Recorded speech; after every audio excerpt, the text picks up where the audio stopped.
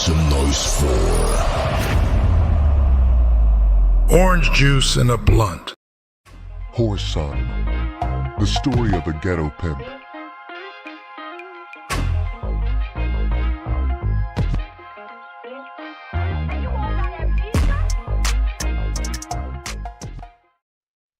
Eight. We'd been hiding in a flat right off of Hastings Street. After 2 weeks, the rooms had started to become smaller and smaller. Big Mama had stopped by on 3 different occasions. The first time she showed up, there had been nothing but smiles for us. Jessie had explained to her about the $500 getting stolen, and since the girls had been wife-in-laws, all of us figured that the money had been taken by both of them. Betty came over twice a week to do our shopping. The only thing Fatima had to do was cook and pester me about making love. When we went to bed, she seemed to have more arms than an octopus. After I pried one hand loose, she always managed to secure a firm hold with the other. One afternoon, while we were going through our wild wrestling match on the living room floor, we were interrupted by someone pounding on the door. Fatima went to the door. I was surprised to see Betty, because she had done our shopping the day before. There were tears in her eyes when she stopped in front of me. A sudden apprehension overcame me. Before she spoke, I knew that what she had to say would be bad. "You better come quick, Whoreson, 'cause I think Jessie is gonna die." Fatima and Betty ran after me as I rushed from the flat. Die? Jessie couldn't die, I thought, while making that frantic dash. In my shock, I didn't even notice the cab sitting in front of the house. The girls jumped in the cab and caught me before I reached the corner. When we reached our destination, I leaped out of the vehicle before it came to a halt. I ran up the stairs. Entering the living room, I was vaguely aware of the people milling around. I rushed into the bedroom. Big Mama, tears streaming down her cheeks, stood aside to let me reach the bed.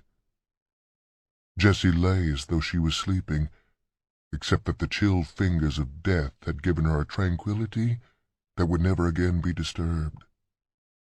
Falling upon her, with my arms clutching the slim body to me, I remained motionless with my head pressed to my dead mother's bosom. Realizing that I would never see her smile again, hear her laughter, have the joy of just being with her, was unbearable. The sobs started deep within me, where they hurt. There were no tears, just long, body-racking sobs that shook my whole being. I can't recall how they pried me loose from the body. I remember that Fatima and Betty kept calling for Big Mama to give them some help, but I can't recall whether she helped them or not. For the next 2 days I wandered around our flat in a daze. Big Mama took care of the funeral arrangements. Betty, not wanting to return home, moved in with me and Fatima. All 3 of the women who really cared about my welfare had a difficult time convincing me not to attend the funeral. Big Mama swore up and down that the police were looking for me more than ever now, and if I wanted to join up with Tony, then go on to the funeral.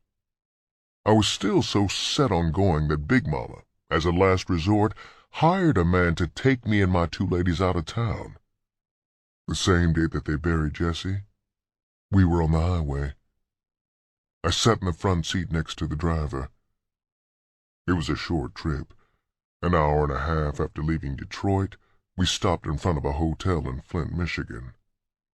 The driver began setting our bags on the sidewalk. Fatima went in and got us a room with twin beds. I followed them into the hotel and up to our room, as if in a trance. Day turned into night, and I still remained in a state of total bewilderment. Fatima undressed me and lay down beside me. I remained motionless, even after the sounds of the night people ceased to be heard from the street. Fatima called my name softly twice. Then the springs of the bed sounded as she got up. I could imagine her staring down at me, but I kept my eyes closed. In a moment, I heard the bed that Betty was in squeak. They whispered to each other quietly. I turned my head slightly. My eyes were already accustomed to the dark, so I could see them embracing very clearly. I watched in silence. The bed they were in began to squeal from their contortions. Without being observed, I reached the lamp and pulled the lamp cord. Light flooded the room. Both women were nude, with Fatima on top. They reached hastily for the sheet, but it had slipped or been pushed to the end of the bed. Fatima's eyes grew large with fear as I stood up. I smiled down at the prone women.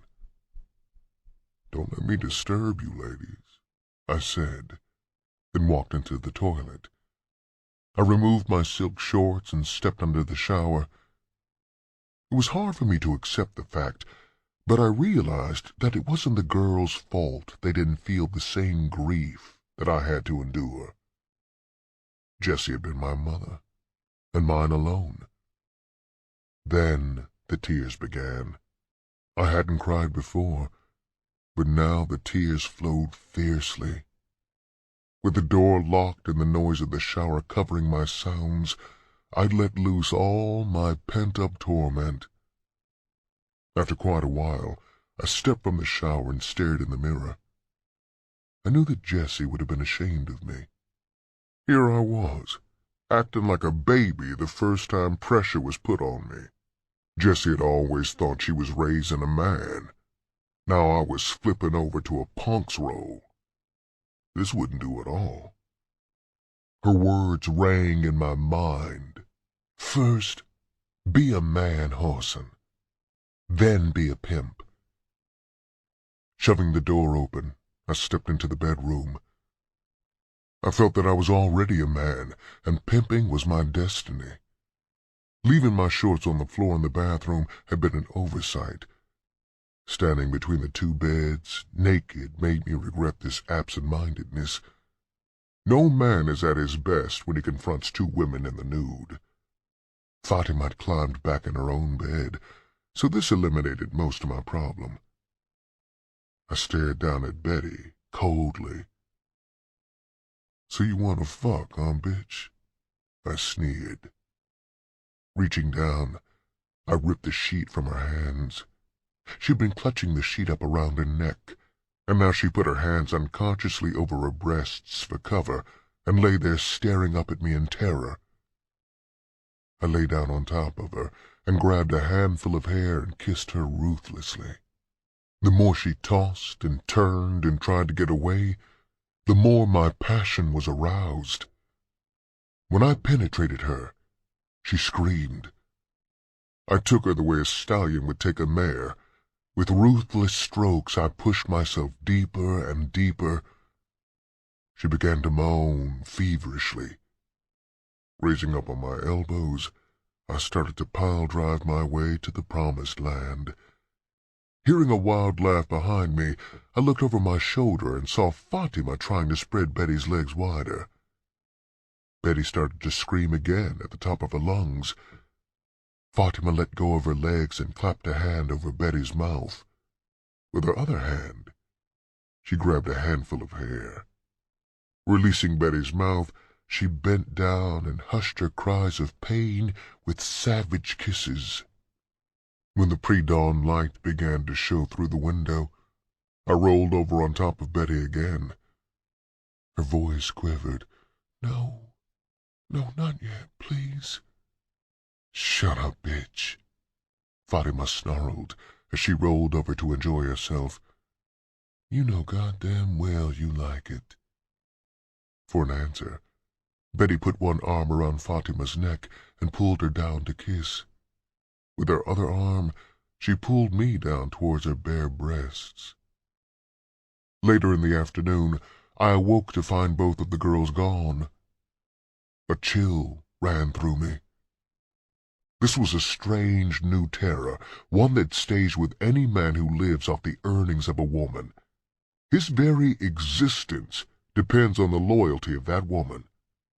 When his woman goes to a store and stays too long, he begins to worry. If she should stay exceptionally long on a date, fear